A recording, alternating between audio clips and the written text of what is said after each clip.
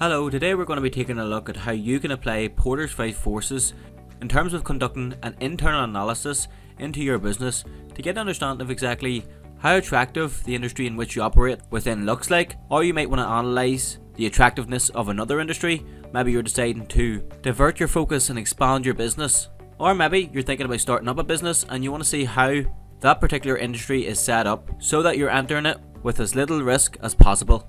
So what exactly is Porter's 5 forces then? So this is a tool that was developed by Michael E. Porter, a well-renowned theorist in business literature, to identify and determine the level of intensity of competition for a particular business.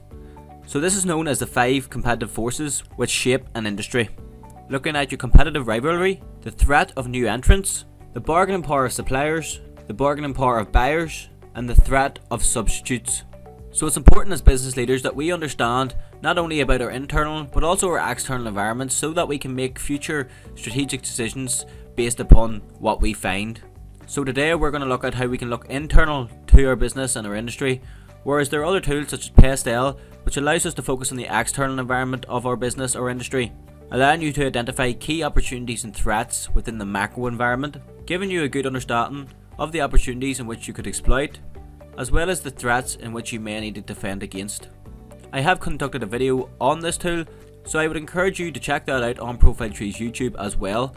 I will also leave a link to some resources that I feel you might find beneficial within the description box below. And before we break this tool down, I want to remind you that Profile Tree are web design, digital marketing, SEO and video agency, and we also offer support and guidance in around digital transformation and business strategy tools like this. So if you do need any support in around any of these areas, please contact Profile Tree today and we would be more than happy to help. You can find my email as well as the business email on screen now, so I will look forward to hearing from you.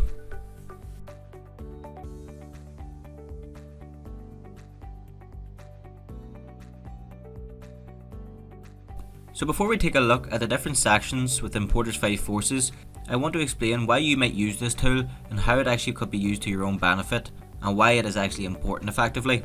So I suppose this tool helps analyse a particular industry structure and overall corporate strategy.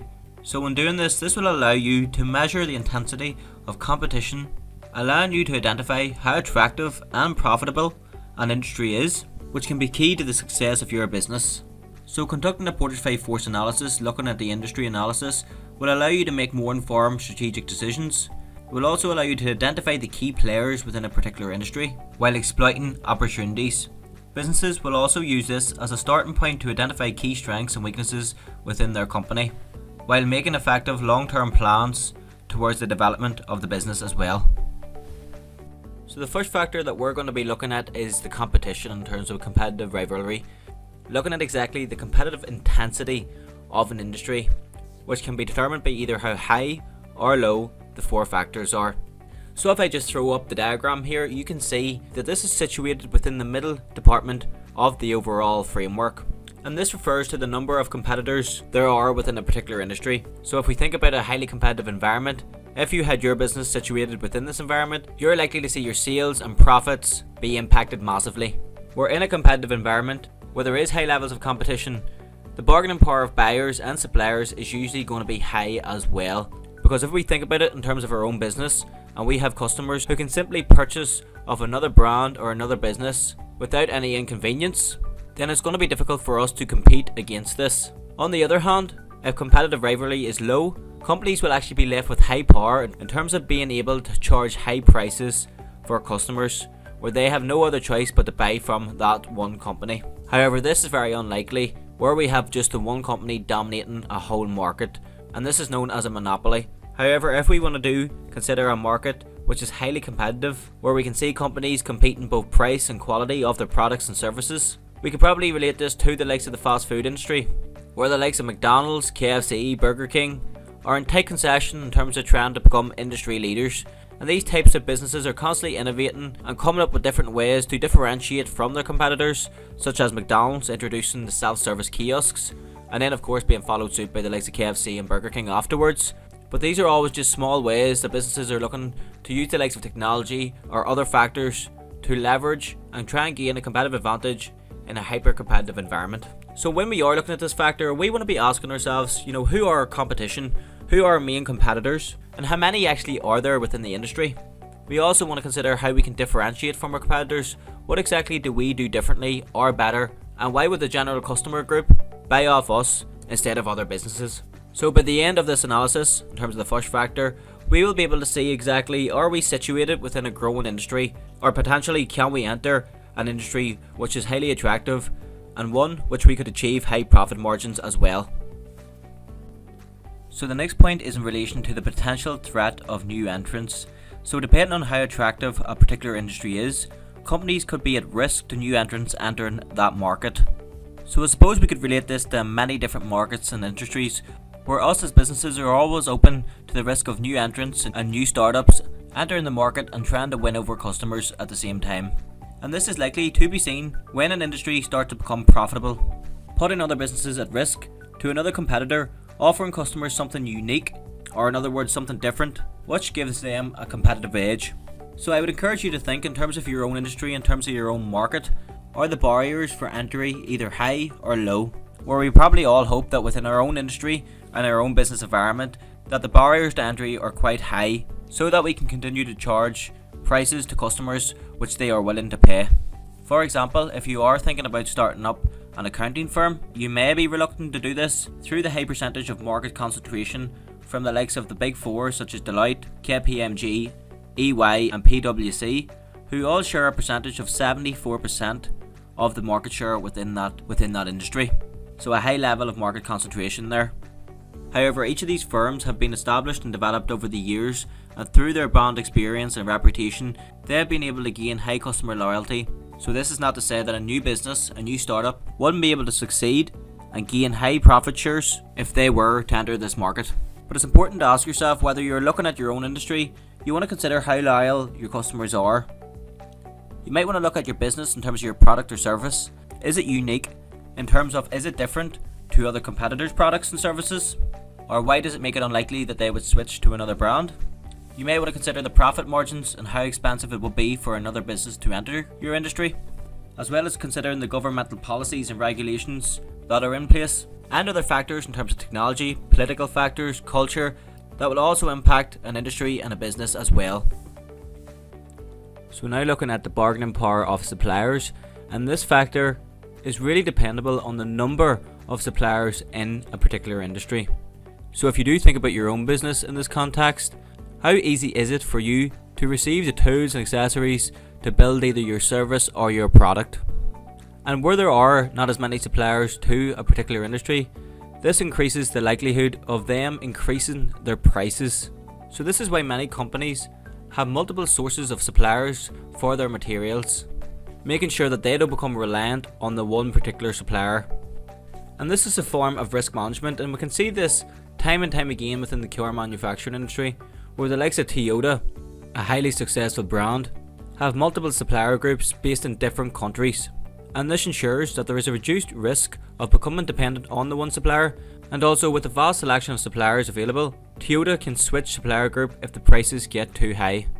So ideally, if you are thinking about entering a new industry or market, you might want to check out which suppliers currently supply to that market, where if there's a vast, high amount of these suppliers, you will likely pay a low price for your materials, where if it's hard to come by some suppliers in that particular country or area, or due to the demands of a specific industry, you might see yourself paying a high price for your future materials then. So you may want to ask yourself, do you have key suppliers which you can rely on?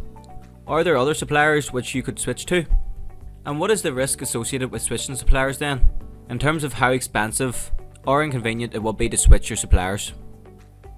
The next factor is similar to the last, where instead of the bargaining power of suppliers, we have the bargaining power of our buyers. And we will see this within smaller size industries, where customers will have the power to negotiate and try to drive prices down. And this is really determined around how easy it is for a customer to switch from one company's products or services to another. So in the context of your own business, how easy is it for your customers to buy from another brand or another business? And this is where the importance of differentiation comes in terms of how you're different to your competitors. Or in other words, what can you offer them to make sure that they're constantly coming back and buying off your business instead of others. So if we do take into consideration an industry which has low switching costs and high bargaining power of customers. We see this within the UK retail industry quite a lot, where the likes of big supermarkets such as Tesco, Asda and other large retailers are in a highly competitive rival market where they're constantly competing against each other, mainly on price itself. So a lot of their customers know that they can easily get the likes of food products, cleaning products, whatever it may be within these stores. However, they are more likely to go to the store that is the lowest price.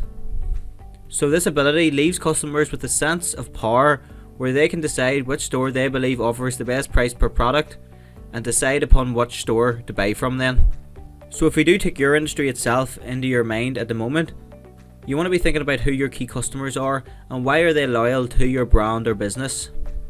Also, do a certain segment of your buyers make up a large proportion of your revenue? And how easy is it for them to switch to another brand or business? The final force on Porter's 5 Force analysis is the threat of substitutes, and this is when a company's goods or services are substituted, or in other words, their customers have found an easier option to go with, where for them it is more convenient to invest in a different type of business. So this is actually becoming more common through technology, where technology is advancing and changing how everyone does things in the business world, and this is allowing a lot of customers to transfer or switch to alternative ways, alternative products, and actually seeing some businesses go into decline as a result of this as well. An example of this was when Netflix took over Blockbuster in 2010, where they seen a shift in demand in terms of what customers wanted in terms of viewing of movies and TV programs, and rather than purchasing the regular DVDs as we once did, they saw an opportunity through providing customers with an online digital profile, a digital platform to allow customers to easily watch movies online and stream them for free then. So Netflix then approached Blockbuster with this opportunity. However, Blockbuster actually declined the offer, seeing Reed Hastings, the CEO of Netflix, go on and pursue his opportunity, later setting up Netflix, a subscription-based platform allowing customers to watch movies in a more convenient way, therefore substituting from the likes of Blockbuster to this new successful brand and business worldwide. So although unlikely, you do want to consider this factor as it could affect you in the future at some point. So you want to be thinking about, has your product or service been a substitute in the past? And are there any substitute products or services which currently exist in the market? You may want to think about your product in terms of differentiation, as we looked at earlier in the video, looking at also how high or low the likelihood of your customers is to switch to an alternative product or service as well.